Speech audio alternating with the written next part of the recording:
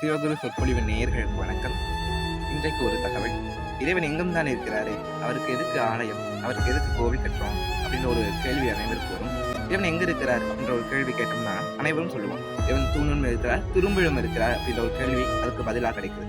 அப்ப தூணில் இருக்கிறார், துரும்பிலும் இருக்கின்ற இறைவனுக்கு எதற்கு கோவில் கட்டணும் அப்படின்னா, சூரியன் வந்து எல்லா உலகம் பரவி இருக்கிறாரு. அப்புறம் ஒரு சூரியனால எந்த ஒரு பொருளையும் எரிக்க முடியாது. ஆனா சூரியனுக்கு கீழே ஒரு பஞ்சை வச்சுட்டு அதுக்கு நடுவுல ஒரு மின்காந்த கண்ணாடி இல்லைன்னா பூத கண்ணாடி சொல்லுவோம் இல்லையா, அந்த கண்ணாடியை வச்சு நீங்க நல்லா குவிச்சிங்கன்னா அந்த இடம் வந்து இந்த பஞ்சானது நல்லா எரிப்படும்.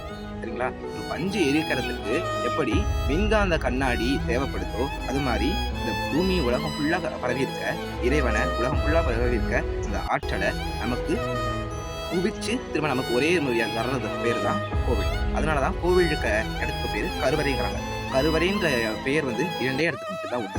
ஒன்று தாயின் கருவறை, மற்றொன்று இறைவனின் கருவறை. கோவிலில் இருக்க இந்த கருவறைக்கு மட்டும்தான் சுற்றி எந்த ஒரு ஜன்னலும் வைக்காம ஒரே வாசல் மட்டும் வச்சு அந்த வாசல்ல இருந்து சக்தி நமக்கு மட்டுமே வந்து பரவுற மாதிரி அந்த கோவிலோட அமைப்பானது இருக்கும். அதனால மட்டும்தான் கோவில்ன்ற ஒரு அமைப்பு நமக்கு உருவாக்கப்பட்டது. நன்றி.